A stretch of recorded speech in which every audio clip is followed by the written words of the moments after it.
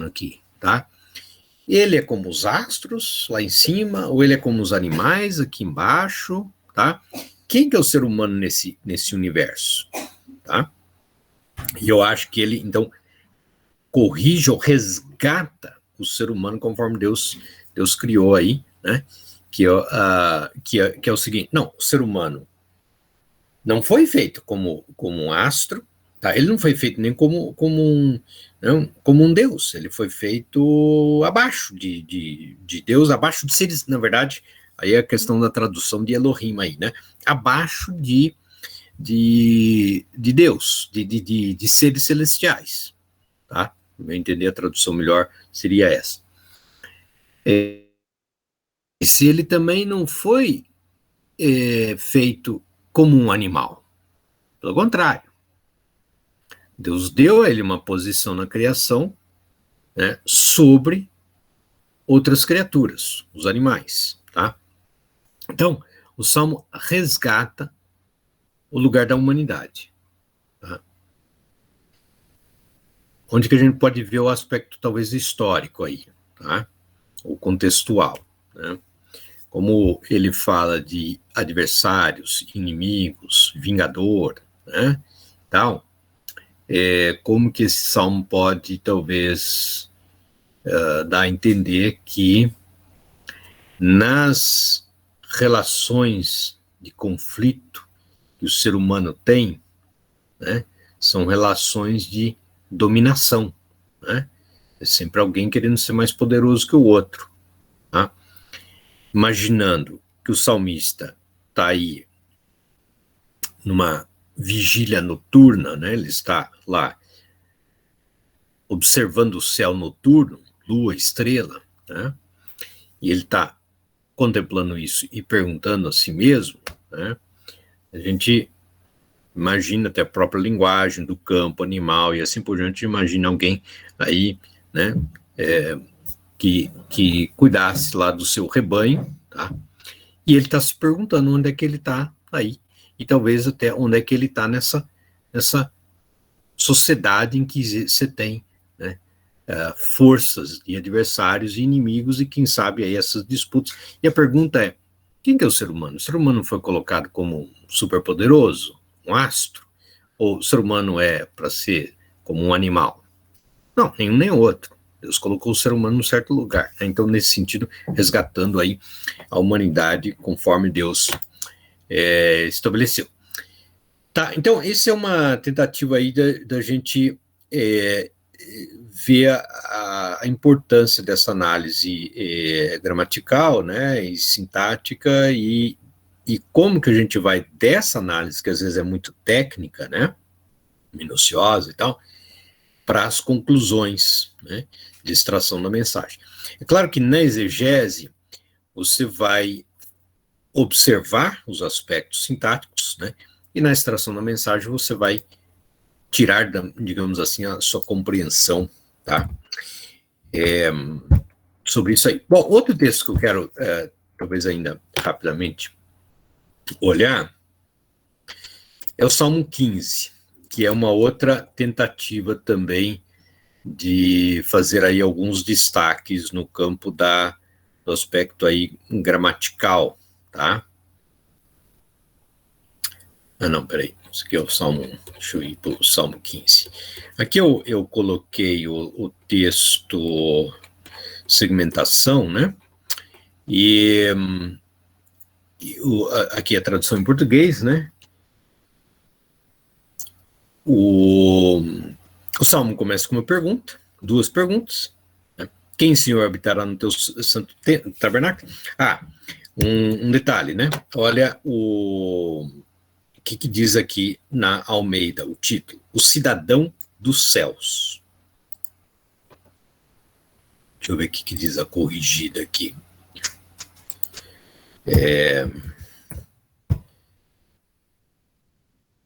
O verdadeiro cidadão dos céus.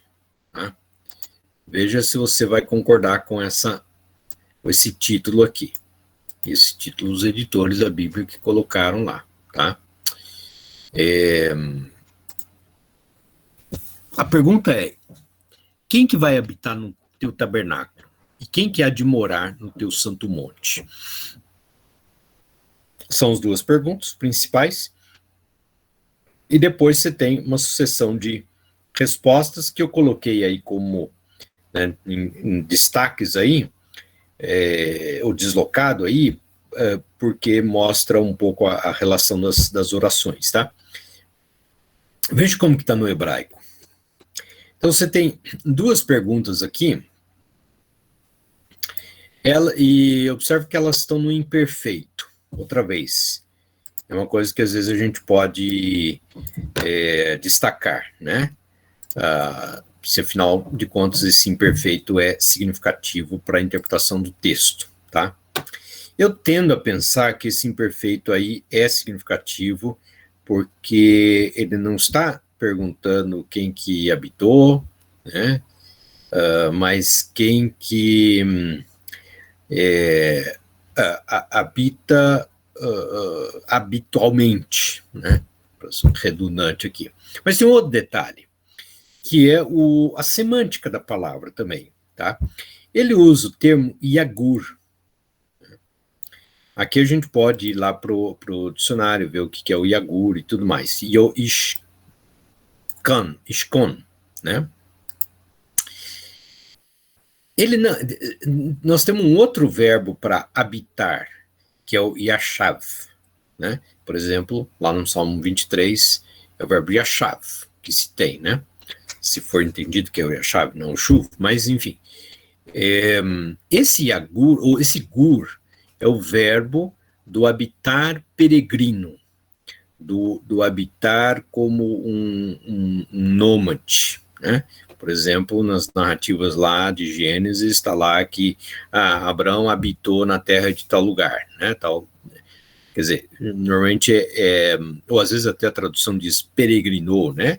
Esse gur aí é o habitar de um forasteiro, de um peregrino, de um nômade, né? Um habitar em movimento, digamos assim, tá? Então, para mim, isso é sugestivo, tá? Não está falando de um habitar estático, mas de um viver com, né? E o verbo no imperfeito, eu acho que ressalta isso aí. Bom, as respostas aqui, pelo menos as 3 próximas orações, elas estão na forma do particípio, né? Bom, então quem que habita no Ba'arolecha? Como que está na tradução? No teu tabernáculo, né? Que é na tua tenda, tá?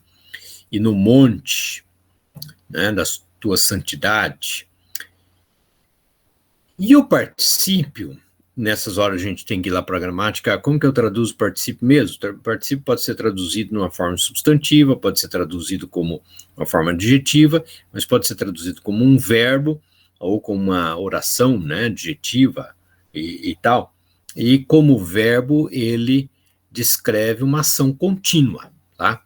Então, veja se você consegue perceber essa dinâmica do texto. Ele já usou yagur lá, para dizer do habitar, né, do habitar peregrino, tá?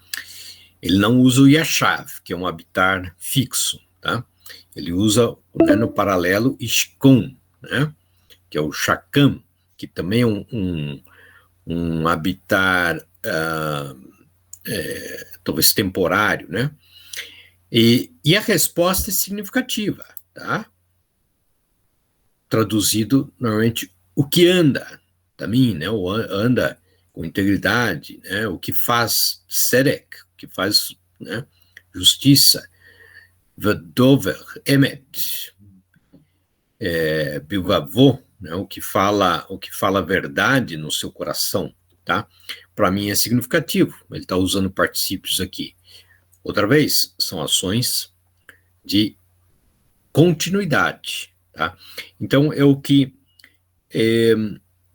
anda costumeiramente ou anda habitualmente em integridade, aquele que continua fazendo, que faz, né, a justiça, pratica a justiça, é aquele que fala, né, constantemente a verdade, tá? Então, Aqui que eu acho interessante a gente observar as nuances gramaticais para a gente entender, né, esse fluxo do pensamento do autor. No versículo 3, ele vai usar os verbos no perfeito, né, que esses vermelhos que estão aqui. Eu gosto, às vezes, de destacar os verbos em diferentes cores, justamente para a gente ter uma percepção assim, né? Eu destaquei isso e percebe que eles estão também, né? Aqui são os afirmativos, né? Anda com a integridade, pratica justiça e fala a verdade no seu coração. No versículo 3, ele vai usar expressões negativas, né? Ele não Hagal al lechonou, ele não o que é? Ele não difama com a língua, tá? Ele não difama com a língua, não faz mal ao próximo, não lança injúria contra o seu vizinho, tá? Veja, ele está traduzido como um presente, né? Mas o verbo está no perfeito, tá? Mas talvez de uma maneira o aspecto é mais pontual, né? Então, uma pessoa que não difama com a língua, né? Não faz mal ao seu próximo, tá? E ele não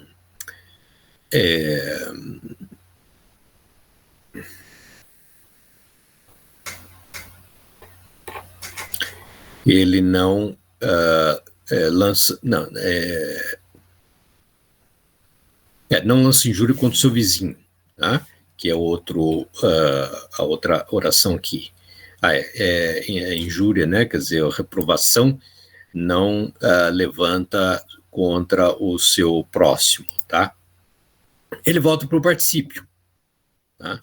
Nivzer, banecha, aquilo que que seus olhos rejeitam, né? ou aquilo que seus olhos consideram reprovável, ele rejeita, tá? Então ele volta agora no aspecto positivo. E os que temem ao Senhor, ele honra, tá? Jura, no hebraico aqui está assim, jura para o mal, né? Jura para fazer o mal, quer dizer, ele jura mesmo contra si mesmo, tá? E não se retrata, certo?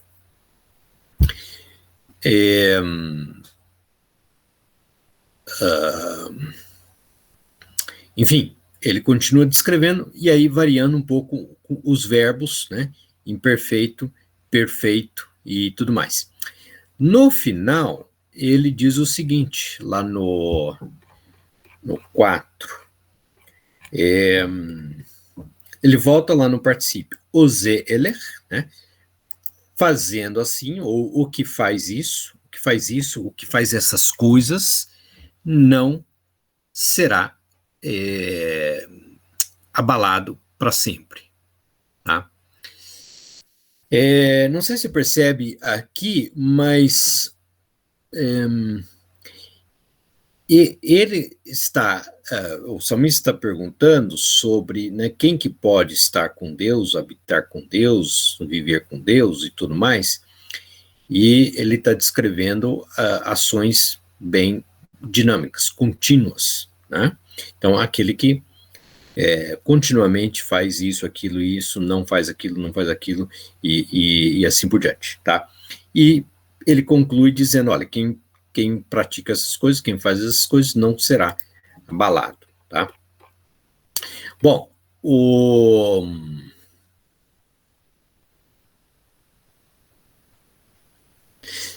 então, assim, do ponto de vista da estrutura, o texto é simples, que você tem duas perguntas com o verso e você tem uma resposta. Você tem basicamente a resposta, né, segue até quase o final, e depois a conclusão, o desfecho. Olha, quem pratica, quem vive dessa maneira, não será abalado, tá? O Salmo, então, obviamente não está falando de quem vai morar no céu. Aliás, se estiver falando desse jeito, nós temos um problema teológico, nós, pelo menos calvinistas, temos um problema teológico mais sério para lidar com isso aí, né? Ele está falando de um habitar aqui, de um viver aqui, tá? Então, o que eu vejo, e aí, indo desse aspecto né, gramático, sintático aí, para... Quanto tempo que nós temos aqui? Quanto tempo que ele falou que tem? 4 minutos? 4 minutos, professor. Tá. Se for preciso, a gente volta rapidinho, tá? Mas, tá. Mas, enfim, para a gente finalizar, então, eu acho assim, esse texto, ele está querendo dar esse aspecto constante, dinâmico, tá ok? E descrevendo o habitar com Deus não como um direito adquirido, mas como um viver constante, tá? Não simplesmente, eu sou isso, sou aquilo, eu, né, já sou parte do povo de Deus, já tenho, né, tal. Não, ele está descrevendo um viver dinâmico, tá? Enfim, acho que é isso, a gente pode falar mais depois. E aí eu vou deixar o Salmo 20 para depois. Então, deixa eu ver aí.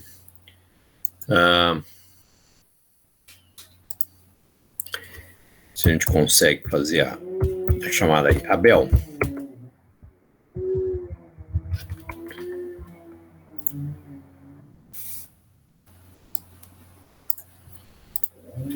O Anderson.